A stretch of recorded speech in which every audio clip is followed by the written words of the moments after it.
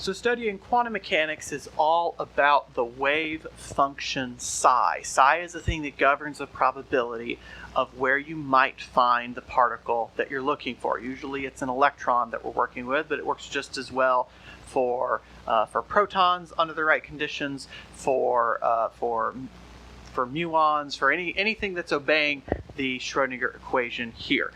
This is the special case of the Schrödinger equation that governs stationary states. Stationary states are a type of wave function. They're a subclass of the wave function that has a consistent, well-defined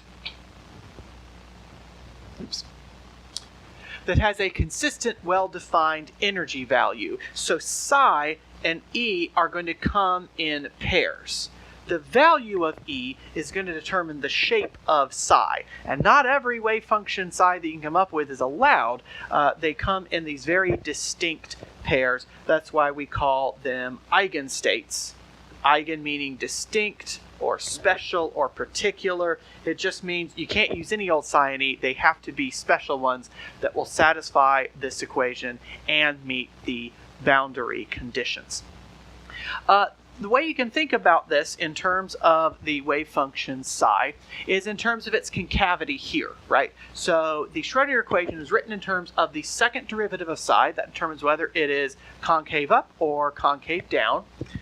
We have some constants out in here. Don't worry too much about the constants. We'll take care of them in the code. You have the potential energy here. The first potential energy we'll look at on the board here is a well, where you have a higher potential energy on the outside and a lower potential energy on the inside. And you have the energy eigenvalue over here. So this is a constant, this is a function, this is a derivative. So this is a second order ordinary differential equation. The way you can think about this, if you solve this for psi double prime, right, if you solve it for the concavity, right, so you'll have a v psi over here. There's going to be a minus sign that'll flip those around. So this is going to be this is going to be the potential energy minus E times psi, all multiplied by 2m over h bar squared, right? You subtract this over here, you have an E minus V. Take the negative, it's going to flip those two around. Remember, the sign of the second derivative is very important because that determines whether you are concave up or concave down. So what we're going to do, we're going to pick a value of energy.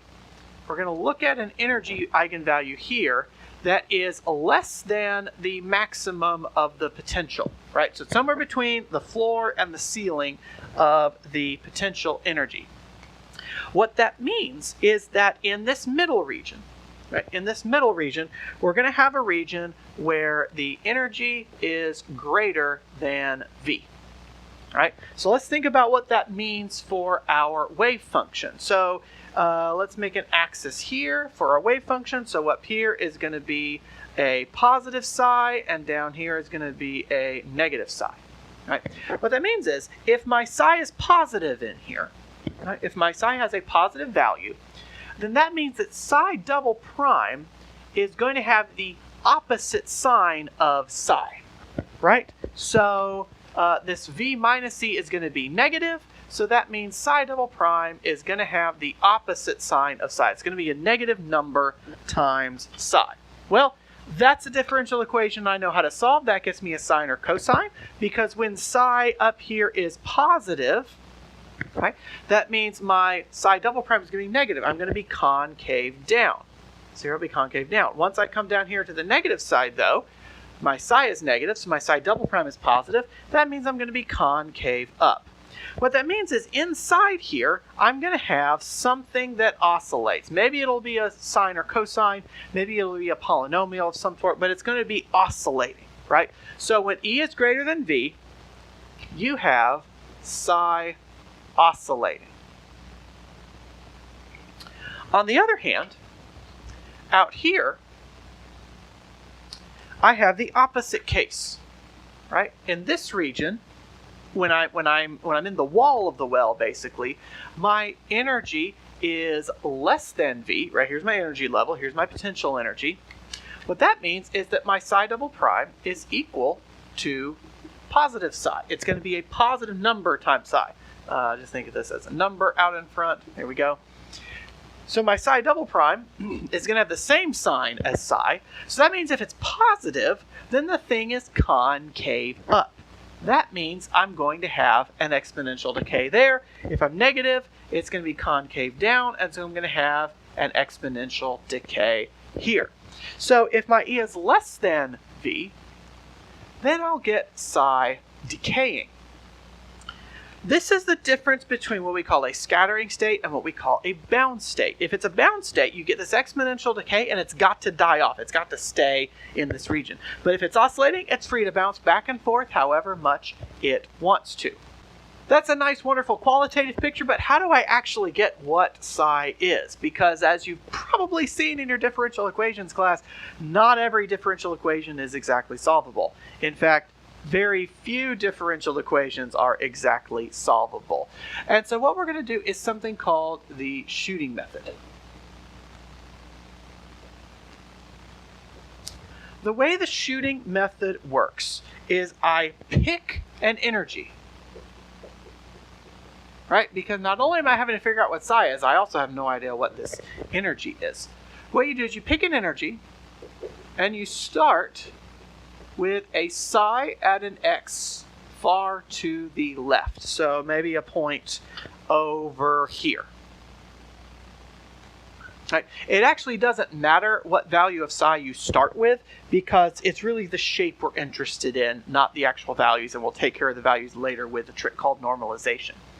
And then what we're going to do, we're also going to start with a value of psi prime at that same point to the left. So you start with this point here, and you start with your slope that you're going to work with.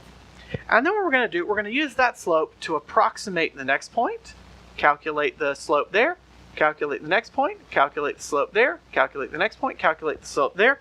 If you worked at all in Physics 1 with the Euler-Kromer method, this is actually exactly the same thing. We're going to take the new psi prime is going to equal the previous psi prime plus psi double prime times a small step size. So what we're doing here, we're taking psi double prime equals the change in psi prime over the change in x, and we're saying that the change in psi prime is going to be psi double prime times this small step size.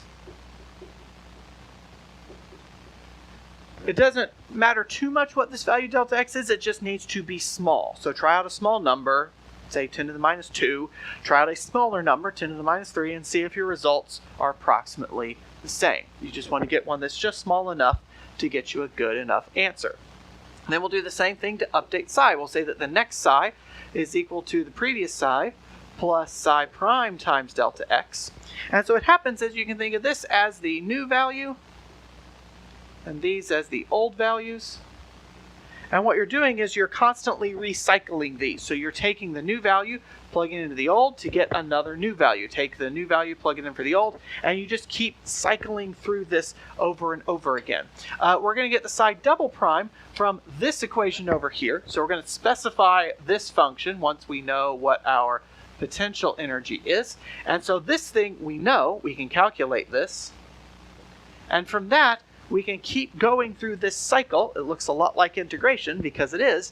We're going to keep going through this cycle to get our new values of psi prime and our new values of psi. Now what's going to happen with that is we'll get our exponential growth here, we'll get a nice little sine wave here, and then we'll start to get our exponential decay here. Here's the thing. If we get the exact right energy eigenvalue, this thing will continue to decay down toward 0, off toward infinity. We have the answer. But if we're off, it's going to diverge one of two ways. It's either going to diverge up to positive infinity, or it's going to diverge down to minus infinity. At the exact right answer, it's going to decay toward 0. So this one might be too high. This one might be too low. This one is going to be just right. All right, so we're talking about E here, the energy value too high, energy value too low, energy value just right. Well, how do I know how to get the right answer? Well, if one value is too high, if you have a value that's too high, and you have a value that's too low, you can just cut the region in half. You can try this as your next guess. Maybe it turns out to be too high. If it turns out to be too high, you get rid of this value, cut this region in half, Maybe this one comes out to be too low. Get rid of this, cut that region in half, and you keep decreasing that window until you've got a good enough answer, say out to 4 or 5 decimals, however accurate you want it to be. You just keep going. Each time it'll get more and more accurate. Let's take a look at how we implement the shooting method in a computer code. So first thing we're going to do is define some units to make the numbers a little bit easier to work with. So we're going to work in units of nanometers and electron volts. So for example, h bar is really going to be h bar times c to give it units of 197 electron nanometers. Mass of the electron is going to be 511,000 electron volts because it's really me times c squared. When you want to get a real unit, just divide out the speed of light. There's speed of light. There's just put everybody on the same page. Here we're going to define our potential energy function. Let's start out with the harmonic oscillator x squared. Here's where we define our psi double prime. Right? This is the function that we need in the shooting method so that we can find out what psi double prime is.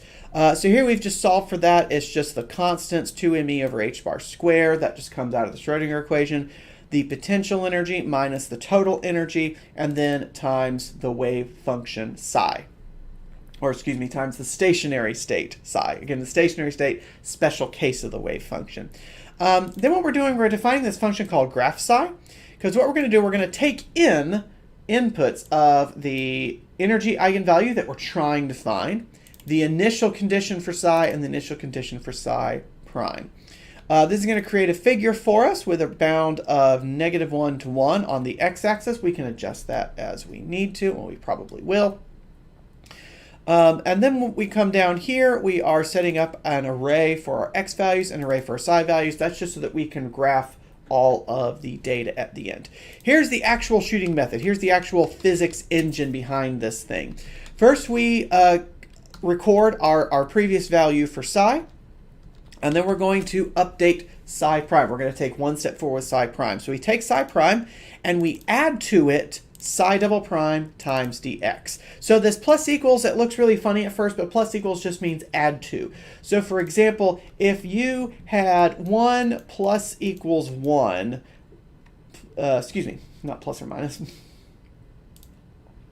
So for example, if you had x equal to 1, and then you said x plus equals 2, that's going to give you a result of x equals 3, because it's going to take this 2, it's going to add it to the 1, and it's going to save that new value as 3. If you then say x plus equals 4, you're going to get x equals 7, because it's going to take this 3 that's in the x, it's going to add that to the 4 here, and it's going to store that 7 here. If you then took x plus equals -7, you'd end up with an x of 0, because it's going to take the 7 plus the -7, those are going to cancel, give you 0. That's all the plus equals mean, it's just a shorthand.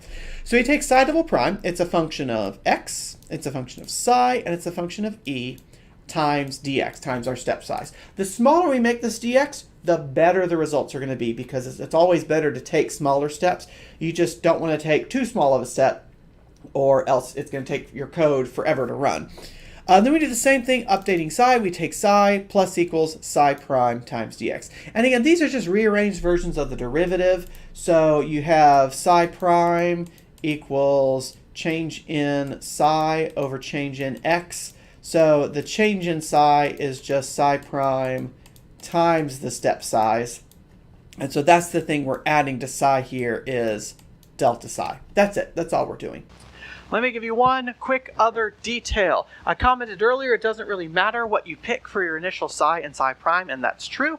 The way you get the actual answer is to satisfy this condition that the total integral of your psi squared from -infinity to +infinity over x has to equal 1, because psi squared represents the probability of where you might find the particle. The total probability of finding it anywhere in the universe from -infinity to +infinity has to be 1, right? The particle's not allowed to vanish.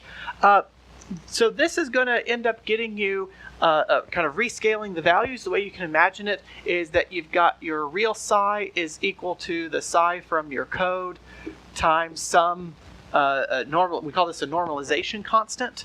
So in other words, this is integral from -infinity to infinity of a squared the psi from your code squared dx equal to 1. And so what you do is you calculate this thing, psi from your code squared dx.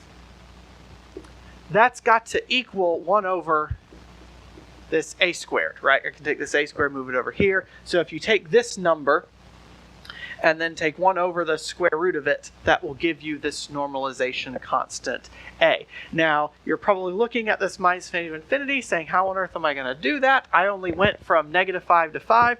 Well, it's just over whatever your range is, right? So this is over whatever the range of your code was.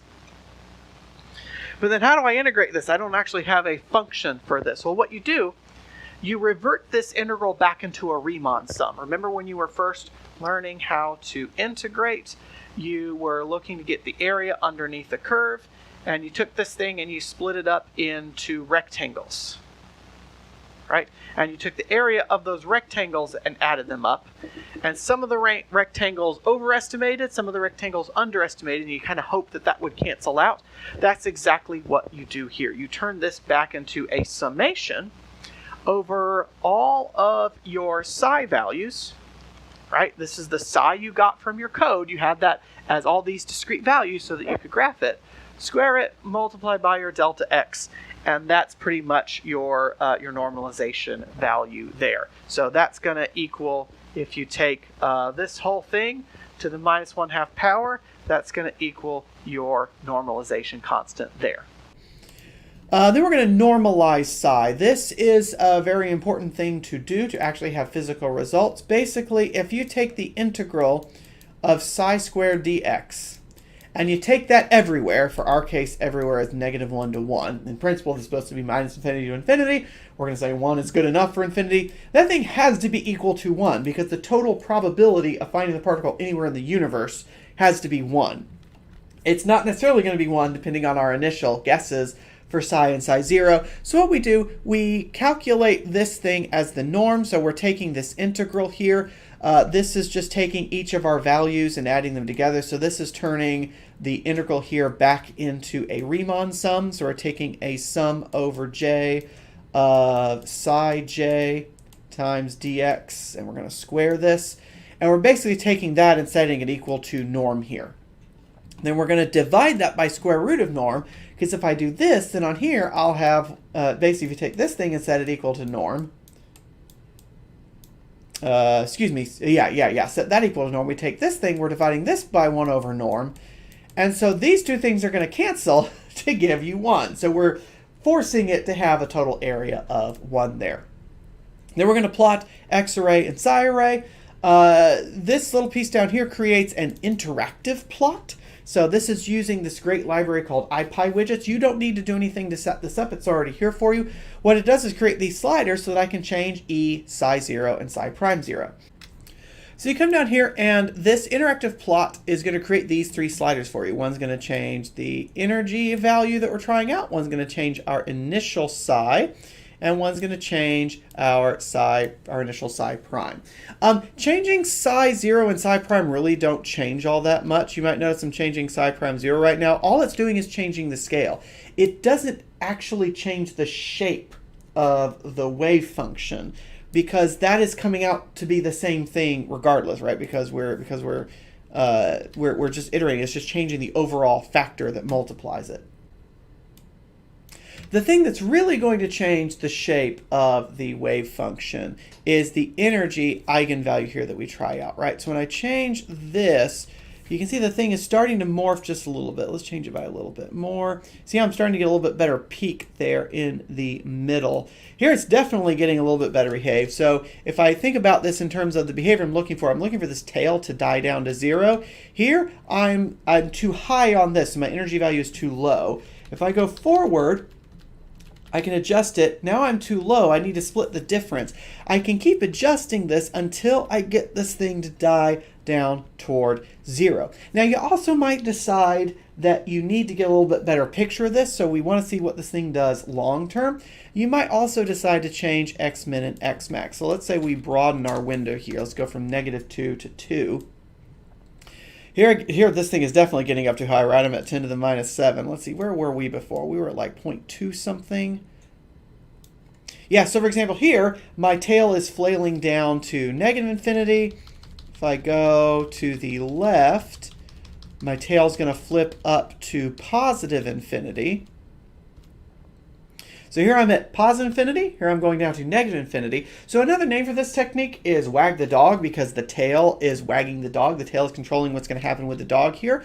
So what I'm trying to do is find the point at which this thing stays down towards 0. And it's somewhere between 0.196 and 0.197. Now, I need to be able to go in between those two.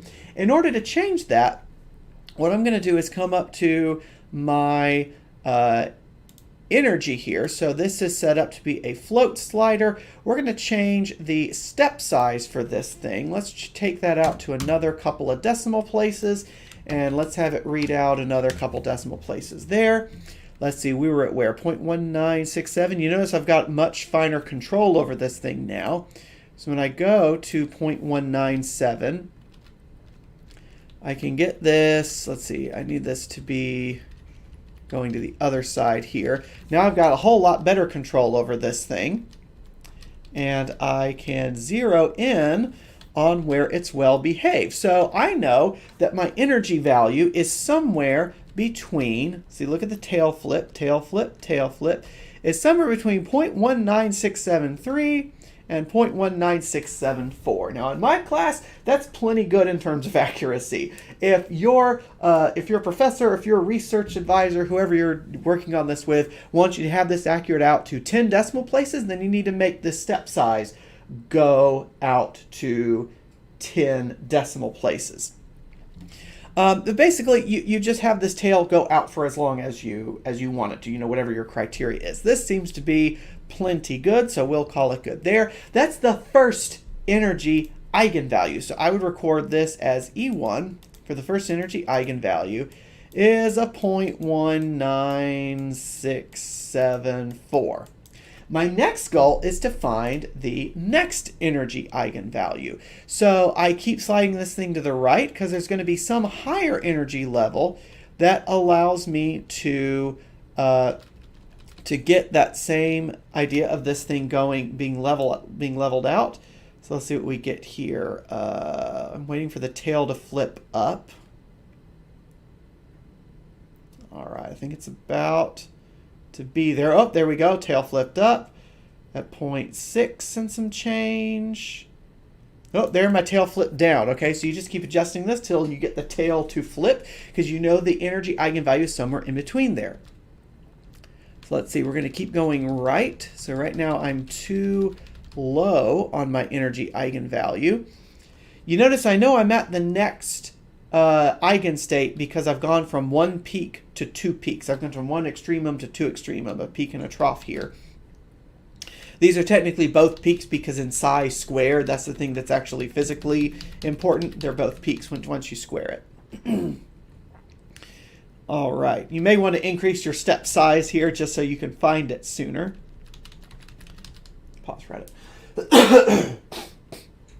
What you'll notice is that the scale is decreasing here, so I am getting this thing closer to 0.